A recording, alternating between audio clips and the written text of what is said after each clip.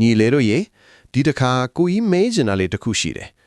ခရီးစဉ်တစ်ခုကိုပြန်အမှတ်ရတဲ့အခါအများစုအချိန်တာမန်တောင်ဖြတ်တန်းပေမဲ့နောက်ဆုံးနေမှာတစ်ခုခုစိုးသွားရင်အဲ့ဒီခရီးစဉ်တစ်ခုလုံးကိုစိုးတယ်လို့ပြန်အမှတ်ရတတ်လားဒါမှမဟုတ်ရုပ်ရှင်တကားကြည့်ပြီးအဆုံးသက်မကောင်းရင်တကားလုံးကိုမကောင်းဘူးလို့ပြောမိလားဒါမှမဟုတ်ဆရာဝန်စီမှာကုသမှုခံယူတဲ့အခါအကြောက်ဆုံးအချိန်ကိုပဲမှတ်မိပြီးကြံတဲ့အချိန်တွေကိုမေ့နေတတ်လား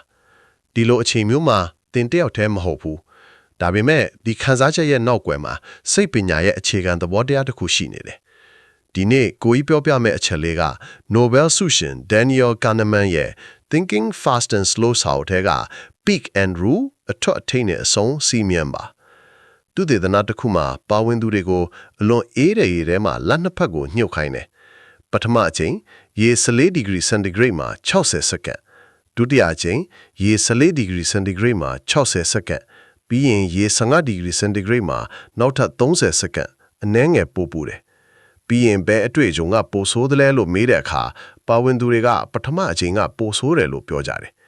ဒါပေမဲ့တကယ်တမ်းမှာပထမအချိန်က60စက္ကန့်အေးတယ်ဒုတိယအချိန်က60 plus 30ညီမျှခြင်း90စက္ကန့်အေးတယ်ပို့ကြတယ်ဒါပေမဲ့အဆုံးသက်ပိုင်းမှာရေနွေးနည်းနည်းပူလာတော့တိတ်မဆိုးတော့ဘူးလို့ခံစားရတယ်ဒါက peak and rule ပဲ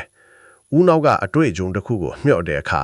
peak အထွတ်အထိပ်အကောင်းဆုံးသို့မဟုတ်အဆိုးဆုံးအချိန် and အဆုံးသက်ဘလို့အဆုံးသက်သွားတယ်လဲဆိုတဲ့နှစ်ခုကိုပဲအတိအကထားမှတ်မိတယ်ကြာချိန်နဲ့အခြားပိုင်းတွေကတိတ်မရေးကြီးဘူးဒီတော့ညီလေးတို့တည်ထားရမယ့်အချက်ကအတွေ့အကြုံတစ်ခုရဲ့အထွတ်အထိပ်ဆုံးအချိန်နဲ့အဆုံးသက်ပုံကကြံအပိုင်းနေတဲ့ပိုရေးကြီးတယ်ဒါကြောင့်မင်းအတွေ့အကြုံတွေကိုဒီဇိုင်းဆွဲတဲ့အခါ peak နဲ့ end ကိုကောင်းအောင်ခံတီးပါအလယ်ပိုင်းကတာမန်ဖြစ်နေတော့မှအဆုံးသက်ကောင်းရင်အတွေ့အကြုံတစ်ခုလုံးကောင်းတယ်လို့မှတ်မိမယ်ဒီအချက်ကိုနေ့စဉ်ဘဝမှာသုံးမယ်ဆိုရင်ညီလေးဟာဖောက်တဲ့ဝန်ဆောင်မှုပေးတဲ့အခါအဆုံးသက်ကိုကောင်းအောင်လုပ်နိုင်မယ်အကူအညီပေးပြီးရင်ကျေးဇူးတင်ကြောင်းပြောတာတင်းငယ်တဲ့လက်ဆောင်လေးပေးတာရက်ဆွဲတစ်ခုဒိတ်ကိုဖြတ်တန်းတဲ့အခါအဆုံးသက်ကိုမေ့မရအောင်လုပ်နိုင်မယ်လမ်းလျှောက်ထွက်တာရေခဲမုံစားတာအလုပ်တင်ဆက်မှုလုပ်တဲ့အခါအဆုံးသက်ကိုအားကောင်းအောင်လုပ်နိုင်မယ်ညီကုန်းချုပ်အချင်းနဲ့ကျေးဇူးတင်စကားကိုယ်တိုင်အတွက်တနေ့တာကိုကောင်းတဲ့အဆုံးသက်နဲ့အပီးသက်နိုင်မယ်ဥပမာသင်ဟာဆရာဝန်တယောက်ဆိုရင်လူနာကိုစစ်ဆေးပြီးရင်နောက်ဆုံးမှာတိတ်မစိုးရင်ရပါဘူးတေချာကယူဆိုင်ုံပါလို့ပြောလိုက်တာကအတွေ့အကြုံတစ်ခုလုံးကိုတိတိတသာကောင်းသွားစေတယ်အားသာချက် advantages အတွေ့အကြုံတွေကိုပိုပြောစရာကောင်းအောင်ပိုအမှတ်ရစရာကောင်းအောင်ဖန်တီးနိုင်မယ်ဖောက်တဲ့တွေလူနာတွေကျောင်းသားတွေရဲ့စိတ်ကျဉ်မှုမြင့်မားလာမယ်ကိုယ်တိုင်လည်းနေ့စဉ်ဘဝမှာပိုပျော်ရွှင်လာမယ်အဆုံးသက်ကောင်းအောင်တတိထားလုပ်တက်လာမယ်အားနည်းချက် disadvantage အလယ်ပိုင်းကိုလစ်လျူရှုမိတတ်တယ်အဆုံးသက်ကောင်းဖို့အတွက်အစနဲ့အလယ်ပိုင်းကိုမေ့သွားတတ်တယ်ဒါပေမဲ့သုံးခုလုံးကောင်းအောင်လုပ်ဖို့ကအကောင်းဆုံးပဲညီလေးတို့ဒီနေ့ကစပြီးသေးငယ်တဲ့လေ့ကျင့်လေးတစ်ခုလုပ်ကြည့်ပါဒီနေ့အတွက်သင်အကောင်းဆုံးအမှတ်ရခြင်းတဲ့အရာတစ်ခုကိုရွေးပါအဲ့ဒီတွေ့အကြုံရဲ့အထွတ်အထိပ်ပြီးကိုဘယ်လိုထူးခြားအောင်လုပ်မလဲစဉ်းစားပါအဆုံးသက် end ကိုဘယ်လိုကောင်းအောင်လုပ်မလဲစီစဉ်ပါဥပမာ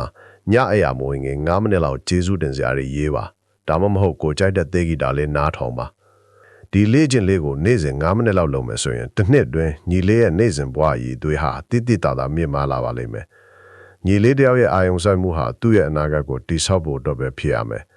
နေ့စဉ်9မိနစ်စာဒီလိုအခြေခံတွေကိုလေ့လာပြီးဘယင်တယောက်အတွေးခေါ်ဖြစ်ဖို့ follow လုပ်ထားပါ